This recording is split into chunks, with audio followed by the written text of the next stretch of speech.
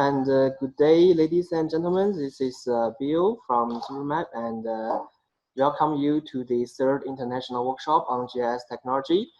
And today I'm just going to talk with you some ideas in the nature disaster prevention.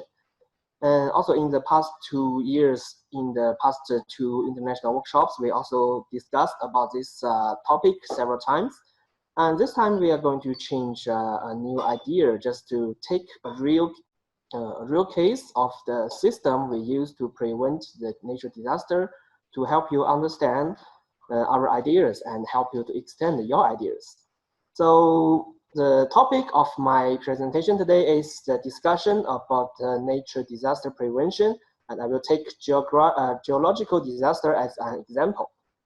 Okay, so before I start my presentation, I would love to discuss with you how did a disaster really happens. So what kind of items or what kind of elements are there for us to talk if there is any kind of disaster happening? Of course, first one, it will be the environment. The environment is where the place we are living in, and like our city or our country, anything else. And second one will be the trigger. The trigger is easy to understand. This is the element which may cause the disaster really happen, like the rainfalls or like the earthquake, something like this. And third one is the object. What is the object? The object is the things or the persons or something we may lose in the disaster. For example, if it's raining heavily in a mountain, but there's no people living in and no building has been built there, we just don't care how heavy the rain is because it will not cause any loss for us. We only pay attention to the triggers happening where the people or the buildings or our valuable things is living there. So this is the object. So combining with all these three elements, the environment, the trigger, and also the object, it will come to the disaster. So it means this thing will happen and it will hurt us, it will make us lose something. So this is the cycle of disaster prevention. You can see that there are two main parts in this working cycle. The first part will be the monitoring. We need to monitor the triggers, we need to know the environment we are living in, and we need to get the first hand of the information. And the second part or another part will be the responding. So the responding is for us to do something after we monitor all the information, after we know what will happen. Then it will help us to give the warning or help us to rescue or doing the rescuing in this whole cycle. So you see that this is the cycle of the disaster prevention. And today I'm just going to talk with you the digital system, what we are using in preventing the geological disaster from happening. So for sharing you some real case and real ideas and help you to extend this idea into not only the geological disaster, but any other disasters which can be prevented, like the flood or like the landslide, something like this. Okay, so there will be 4 contents in my presentation today. First one, I will introduce to you the structure of disaster prevention IT system. And second one will be introducing to you about building the exclusive data center, which is a very important part because we know that if there's no data in the system, it means the system is useless for us. So the third part will be talking about the system, like the functions or something. It's talking about upgrading the system. The last part, just personal thinking and prospecting about how we can use the technology or any other informations in the future to help us prevent the nature disaster. Okay, so now let's come to the first part, will be the structure of disaster prevention, the IT system. Okay, here I show you, this is a real case, a real system that several of Supermap's partners have built for the Chinese government in China to prevent the geological disaster.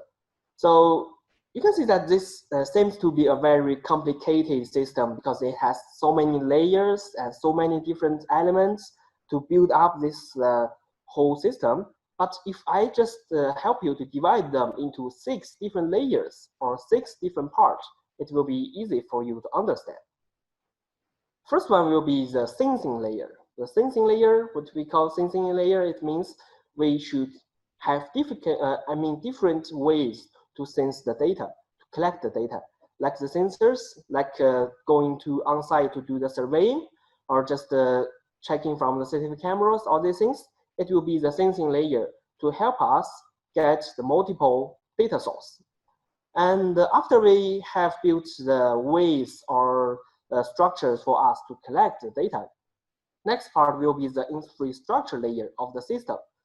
Of course, we need the network to transfer our data. We need the computers to contain our system. Also, we need a very big database, maybe a cloud system or cloud environment to help us to build the system, the foundation of the system. So this is another very important part. We need to use some advanced technology like the 5G to transfer the data, or the cloud technology to help us improving the calculating skills or improve the space for storage more data. So this is the foundation of the system. And the third part will be the data layer. Just as I have mentioned, if there is no data, it means the system will be useless because you cannot find any value from the system. So this is the multiple data integrated layer. And this part I will also pay attention to it and discuss with you later. And the next part, the fourth part of the system will be the support layer. The support layer, you can see here, it has been divided into 2 parts, the GIS platform software and also the communication platform. So the purpose of this layer is just to build a bridge to connect the data and the service. Because we know that if we are talking about data, it's just several lines of I/O. It's Excel or it's a video or it's a picture or map. How can we make them into real usage? How can we get the real information or real value from them? Then we need some platforms to help us connect this data with the applications which can help us find the value. So this layer will be the bridge. And of course, GIS is a very important part in this layer. And next part will be the application layer. Application layer is easy to understand that it is for us to fulfill all the capabilities, all the calculating, all the analyzing, and everything you can imagine in a digital system, it should be fulfilled in this application layer. Then go to the last part will be the user layer. The user layer is just a multiple user terminal for different users, like for the employees or the professional rescuing people, they need a very professional application or a terminal or a device or something to achieve their works. Or for the public people, for the citizens, they also need some kind of terminal like a mobile application, or they need to check the news on the TV or something to know the information. And also for the government, they need something for him to get through or get connected with the system to use the functions and also to help him publish some informations or give some orders, something like this. So you see, this will be a multiple user terminal for different users. And if we just take a look at these 6 different layers, we can see that different from a normal GIS or normal IT system, in this disaster prevention system, it contains a lot of different kind of data source, different kind of foundations, infrastructures, and also different kind of applications. And all these things, they are integrated into one system. It means it should have some special skills or some special usage for us. And later I will talk with you in the in the data part. Okay, so after we see the structure of the IT system, we need to talk about the integration of technology and human. Because we just say that that will be the technology part. It's a very complicated and complete system built for the disaster prevention. But of course, at this period, in these years, it's not only the technology will be used, but also we need the people to do some work for us, because we know that for very experienced people, he can always do something or make some decision which the computer or the IT system cannot do for us. So here is the integrating of technology and human work. You can see that in the technology part, we have the GIS data, we have the disaster prevention data. Also, we have the IoT monitoring data, like the sensors, like the CCTV cameras, all these things. They are built into a data center. This is the technology part. So, but not only you need this data center, but also you need some people, some very experienced people to check the data if it is right or not, or if there is something that the system didn't find or didn't realize. So this is for the surveying system. The people who can use this system to do the surveying, or the people who can just check the monitoring systems. Because you see that of course, we have a very advanced system for monitoring, like different kind of sensors, also the cameras, to help us find to help us to find the elements or some triggers. But of course, we need some person to judge if this thing that sensor has found is useful or not, if it will affect us or not. So you see that here is how we can integrate human work with the technology. Then after that, a one map system will be built. It's a highly integrated system. Okay, so after we see the structure of the system, after we know the purpose of integrating human works and the technologies, let's come to the second part, which is building the exclusive data center. And here you can see that maybe I have listed a lot of different kind of data here, but there is one word I have made it highlighted. It's exclusive. So you may just consider, or you may just think that why should I highlight this word, the exclusive? So what is the purpose of building a disaster exclusive data center? So maybe you can just think for several minutes. Later I will talk. I will come back to this part. So let's just take a look at the different kind of data which has already been integrated in the system we have built to help you extend your ideas about what kind of data you need.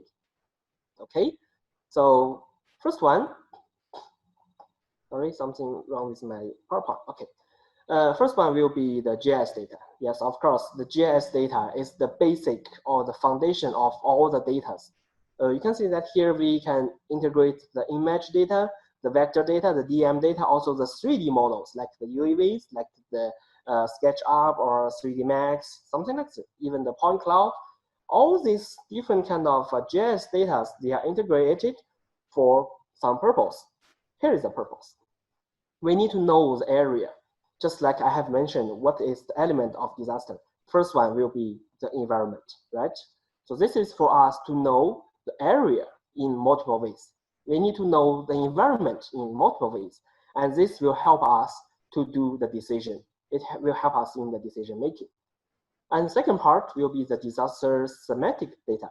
And this part will be the history, maybe it's the historical data that you collected in the past disaster events or something, or it's something you have made, some information you have collected to help you find the trigger of the disaster or find the purpose or something from the disaster.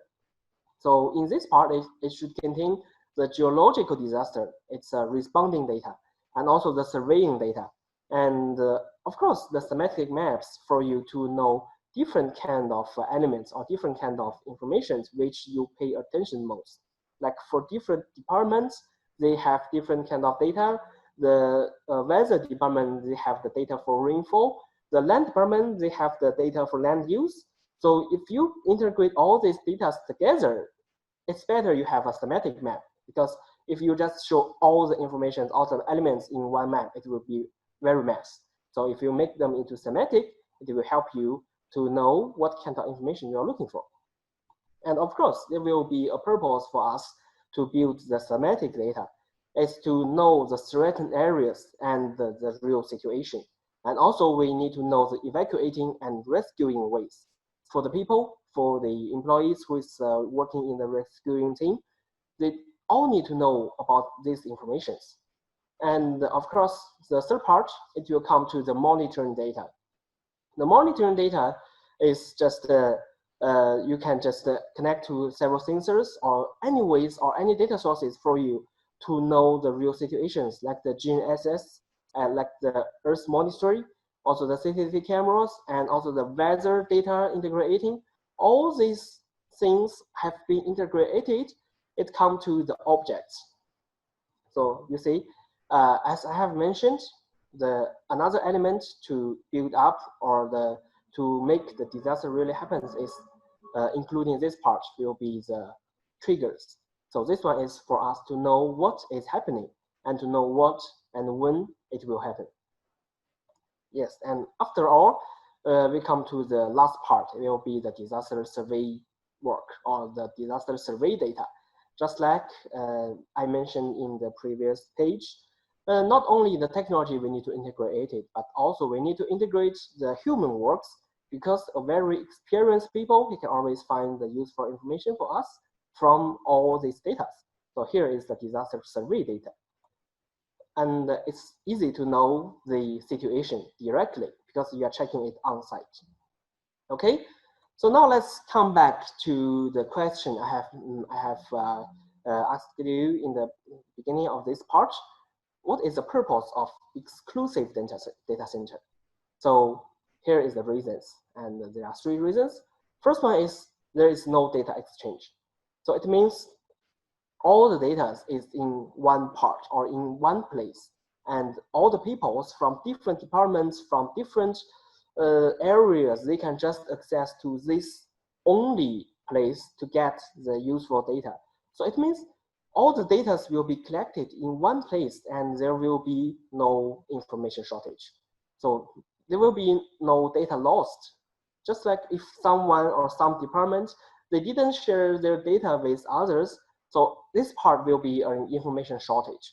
So if we can build a very exclusive data center to integrate all these data into one place, it means that all the things will be in one place. If you want to find something, find here.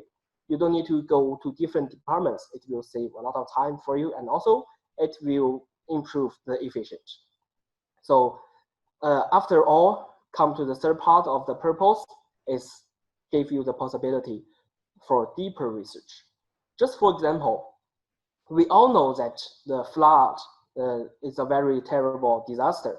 So you also know that why the flood will happen. It just have several triggers like the heavy rainfall in this area or in the other areas which have linked you with a river. So all these things you have already known, because you know that the rainfall is a trigger for the flood disaster. But if you can find any other triggers in this area or in the elements in the data center to find out the connection, not only between the flood and the people, but also maybe the landslide or the earthquake or anything like this. So only when you integrate all the data in one place, you can do the deep research or deeper research to find the relationship between different data. Maybe some data you can see that they are not even related to each other, but maybe there is some connection. So after you build the exclusive data center, you are able to find out the connection between different triggers. Okay, so this is the second part for the data, and which need to be highlighted is the exclusive data center. So the third part, let's go to the system. I will show you the real system and some useful functions in the system. Okay. Yes, of course, just like I showed to you in the first part, the system structure, this part will be integrating with different kind of terminals, like the mobile, like the web, like the cloud, all these things. The first one I need to show you is the application, mobile application. Because I believe that a lot of participants today have done some surveying works in the past days. We all know that in the past, if we are going to do some survey, we need to carry a very big backpack with a lot of papers, with a very big map for us to check the informations and to put our notes. But nowadays, since all the people we are using their smartphones or the smart mobile phones, we can just integrate all these things into this mobile phone, like the survey plan, like you can do the report and you can do the work with your smartphone. Also, you can collect the informations and also to get the forwarding messages. And of course, you can just use this mobile phone to get the orders from your higher level, or they can just dispatch missions to you via the mobile phone. So mobile phone is a really useful part and useful terminal in this whole system. And second part will come to the cloud center. The cloud center is for the people to manage all the informations. Because you see that since we have built a highly integrated data source, or I mean a database, a data center, and also we have built a highly integrated system, then it needs a highly integrated cloud center to manage everything. So this is the real case I'm showing to you. For example, in this part, it's showing you the on-site surveyor management. It will show you all the real-time location of your surveyors in the field. So you can just easily dispatch them for different tasks, for different missions. And also you can know their situation. If they are in danger, you will know in real time. And second part, yes, another part of the cloud center will be the surveyor plan management. Because you see that if the disaster is really happening, it should be happening in a very big area. So it means you will need a lot of people to do the on-site surveying. So how can you improve the efficiency of their work? Of course, you need to make plans for different teams, for different people. So this is the cloud center for you to make your plan to dispatch to different teams to improve their work. Okay, and also for the people, after they have collected the information, after they have done the surveying, they need to give you the report. And of course, you need a system to manage the reports. And here is the system for you to manage the severe report. And of course, after they have done their work, you need to do some evaluation. And also you need to manage the evaluation because for different people, maybe they can do the work in different ways or in different efficiency. And you need to see if he's doing it right or wrong, good or not. So this is the one for you to manage the work from the surveyors. And this part will be the cloud center. The next part, I will introduce to you the real-time monitoring system. And this is a very important part because we know that if the disaster is really happening in a very big area or it's happening sometime, for example, it's a middle night or sometimes people are not working, we still need the help from the system to help us monitor the triggers. So for example, this one is the surface displacement monitor. For example, if something is happening in a very high mountain or in very deep valley, it's very difficult for people to go in and go out rapidly. So I believe that you need some system or you need some sensors to be placed in this place to help you monitor it 24 hours, 7 days, whole year. So the system or the sensors can help you to do this. And all the information should be collected in real time. This is the most important part, should be in real time. So it will help you to easily understand what is happening in this place. And here, of course, another sensors for you to collect different kind of information like the water in the earth. And also for the rainfall monitor, you need to know the weather because the rainfall is always a big trigger of the natural disasters. And yes, of course, not only the sensors is very important for us to put them into the monitoring system, but also the CCTV cameras. Because the CCTV cameras, if very experienced people who is looking at this CCTV camera, he may find out something that normal people cannot find. And also, these experienced people, he cannot show in different places in one time.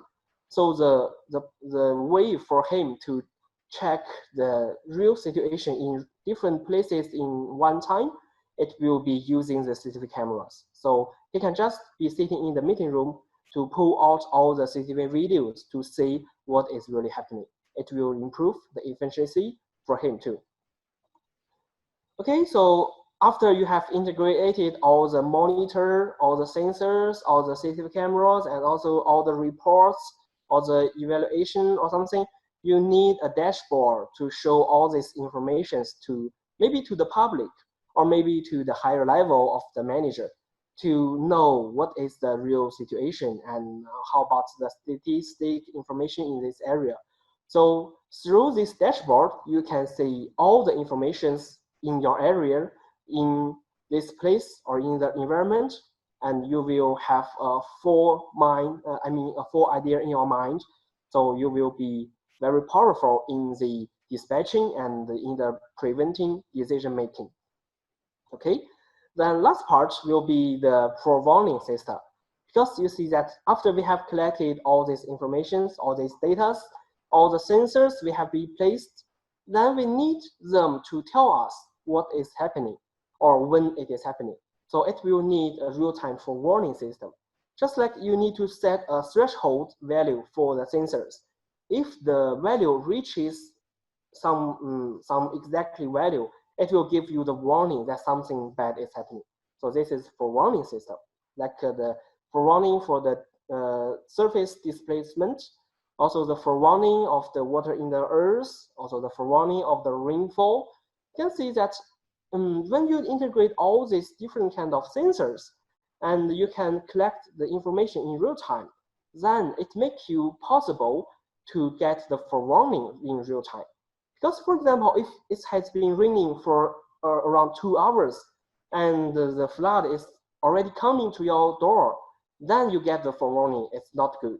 But if the flood is happening in this second, and also in the same second you have got the forewarning, it will give you a lot of chance to survive. Okay. And last part, yes, of course, there will be different levels in the forewarning, and the system can help us to match in different levels according to the threshold value or any methods we have set for him. And he will just send the information automatically, so all the people in this area will get the information. Okay, and also this one is how the system is publishing the warnings according to different levels automatically and in the real time. Okay, so you can see that after we have integrated all the data, all the monitoring system, all the forewarning system, and also the most important one is the on-site surveying systems, we are able to build a real disaster prevention one map. So I will mention my point again. After we make a highly integrated system, all the informations, all the capabilities will be highly integrated. Then it will improve the efficiency for people to work or for people to get the information, because they don't need to check for different platforms. They just come to this cloud center and all the information will be get and everything will be solved. Okay, so last part will be personal thinking and prospecting. You can see that in this system, we have already integrated a lot of advanced technology like the cloud, like the IoT, like the 5G to improve the capability.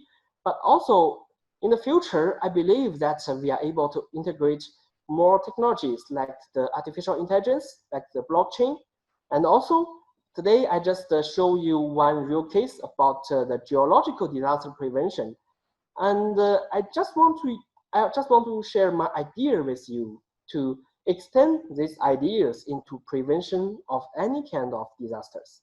So I believe that I have explained all I got today, and I just really hope this will help you in the future in the disaster prevention in your area. So if you have any questions, just feel free to ask us and contact us anytime. Okay, thank you.